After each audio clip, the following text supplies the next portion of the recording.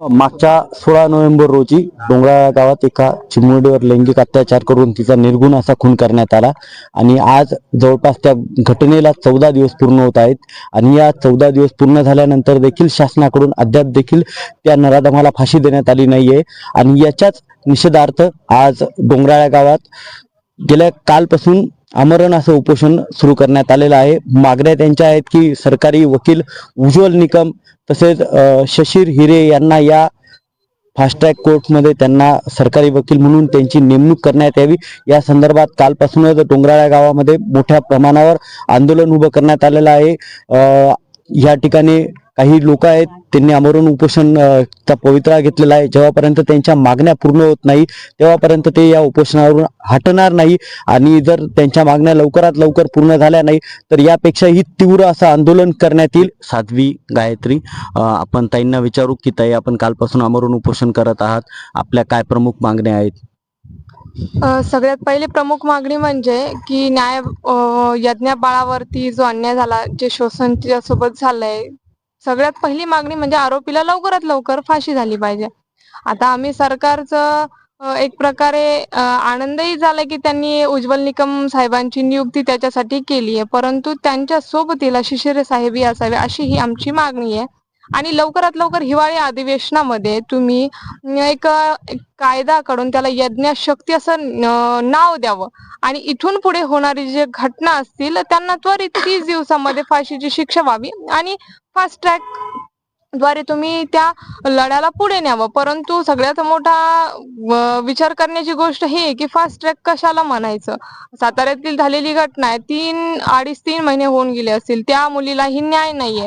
मग असं न्यायासाठी जर आम्हाला उपोषणाला बसावं लागत असेल या महाराष्ट्रामध्ये, आपण ज्या महाराष्ट्राला महान महाराष्ट्र किंवा जय महाराष्ट्र म्हणतो, तर त्या महाराष्ट्रामध्ये आज एका मुलीच्या न्यायासाठी जर आम्हाला उपोषणाला बसावं लागत असेल तर ही खूप मोठी शोकांतिका आहे। म्हणून सरकारने या घटनेकडे लवकरात लवकर लक्ष देऊन यज्ञ बाळाला न्याय द्यावा हीच आमची मागणी राहील। ताई बऱ्याच लोकांवर गुन्हे दाखल करण्यात आले, जवळपास जन आक्रोश मोर्चाच्या दिवशी 200 लोकांवर गुन्हे दाखल करण्यात आले होते। त्यानंतर टेऱ्या चौफुली ते आंदोलन झालं, त्यावेळी देखील 40 लोकांवर गुन्हे दाखल झाले, याबद्दल आपण काय सांगाल? हे बघा, जन आक्रोश जेव्हा उसळतो लोकांचं मागणी एकच आहे, हा यज्ञ बाळावरती जो अत्याचार झाला याच्यामध्ये सरकारची खूप मोठी चूक आहे। जर सरकारने आर्याच्या वेळेस किंवा इथून आधी ज्या घटना झाल्या त्या घटनेच्या वेळेस जर मोठा कायदा आणला असता तर ही घटना घडली नसती। म्हणून तो आक्रोश होता आणि आक्रोशामध्ये जनता काय करेल ह्याच्यावरती सरकारने त्यांनी त्यांच्या आक्रोशामध्ये ते केलेलं आहे। म्हणून सरकारने त्याच्याकडे लक्ष दिलं पाहिजे आणि कारण प्रत्येकाच्या घरामध्ये आई आणि बहीण असते, तिच्या सुरक्षेसाठी ही जनता बाहेर पडलेली होती। म्हणून सरकारने त्याच्याकडे लक्ष देऊन त्यांच्यावरही जे गुन्हे दाखल झाले ते गुन्हेही मागे घ्यावे, ही आमची एक सर्वात मोठी मागणी याच्यामध्ये आहे। नक्कीच आपण बघतोय की इथे उपोषण तीव्र होण्याच्या दाट शक्यता आहे, कारण अद्याप देखील शासनाकडून पाहिजे तो असा त्यांना आदेश अजून आलेला नाहीये, त्याच्यामुळे हे आंदोलन दिवसेंदिवस तीव्रच होत जाईल। ताई काय सांगाल? यज्ञ ही माझ्या क्लासमध्ये शिक्षण घेत होती, म्हणजे मी ज्युनियरला होती, मी तिची टीचर आहे। म्हणजे माझी आता अशी कंडिशन पण नाही की मी तिच्याबद्दल काही सांगू शकेल किंवा बोलू शकेल। आम्ही तिला क्लासमध्ये डायरेक्ट डॉल म्हणूनच आवाज द्यायच होती, एवढी आवडती विद्यार्थिनी होती ती आमची। आज आमचं 15 दिवसापासून शाळेत सुद्धा कशाला चित्त लागत नाही, क्लासमध्ये गेलो म्हणजे आम्हाला फक्त ती दिसते। आणि तुम्ही काय करताय मग? एवढं त्या नालायकनी एवढं वाईट कृत्य केलं, त्याला 1 सेकंद लागला नाही त्या परिवारापासून त्या मुलीला लांब करायला। तिचा सततचा काका, बापाच्या जागेवर काका, तो कालपासून आज उपाशी बसलेला आहे। 1 दिवस उपवास धरावा, पाणी फराळ करावं तरी उपवास पकडला जात नाही। ते आज कालपासून बसलेले तरी सरकार फक्त वोटिंग घ्यायला, तेव्हा कशा ती गावात सगळे गर्दी करता, आम्हाला मतदान करा। कशासाठी करायचं ह्या लोकांना मतदान? आम्हाला त्या पोरगी आमची तर गेली बिचारी, तिथं काय परत येणार नाही, पण बाकीच्या पण मुली आहेत ना आम्हाला गावात, मुलींनी जगायचंच नाही का? का मुलींना मारून टाकायचं जन्माला आल्याबद्दल? म्हणजे आता तर आधी तरी म्हणायचे मोठ्या मुलींना सांभाळावं लागेल, आता तर लहान लहान बाळांना सांभाळायचं हे येऊन गेलं। हे काय असा कसा कायदा आहे? हा असा कायदाच पाहिलेला नव्हता मी तर आतापर्यंत। आमच्या प्रिन्सिपल टीचर आजपर्यंत कधी जेवढे हे झालेले नव्हते, ह्या घटनेनंतर एवढ्या खचून गेलेल्या आहेत त्या कोणाशी बोलत सुद्धा नाही शाळेत। आम्ही सगळे शिक्षक खूप दुःखात आहे. आम्हाला इतकं वाईट वाटतंय तिच्याबद्दल, खूपच वाईट वाटतंय.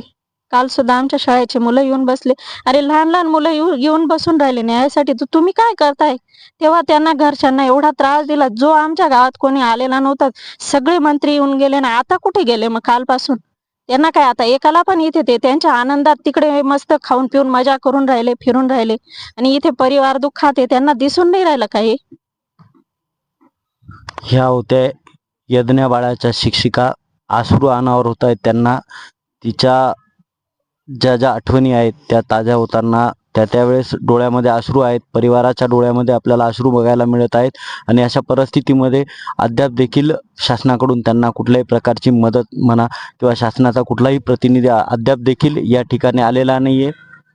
ज्या प्रकारे आमच्या बाळाचा जीव घेण्यात आला, त्याच प्रकारे त्याचा देखील जीव घेण्यात आला पाहिजे. अजून इथल्या तरुणांची आणि युवतींची इच्छा आहे की फाशीपेक्षा अजून काहीतरी जी शिक्षा असेल ती दिली पाहिजे. फाशी छोटी शिक्षा आहे, फाशीपेक्षा देखील जास्त जी मोठी शिक्षा असेल ती त्याला देण्यात यावी.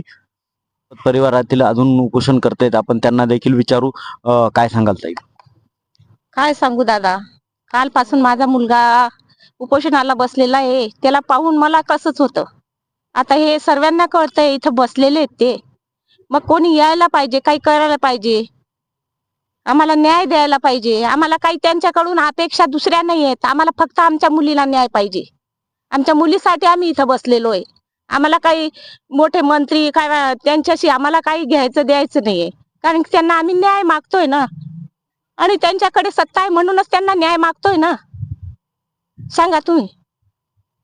खऱ्या अर्थाने उपोषणाला बसण्याची गरजच नव्हती.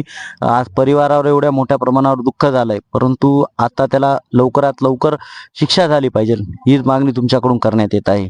लवकरात लवकर शिक्षा व्हावी आणि त्याला फाशी व्हावी आणि आम्ही बघावी, हेच आमची अपेक्षा आहे. आता आम्हाला दुसरं काय नको, आमच्या बाळाला न्याय पाहिजे.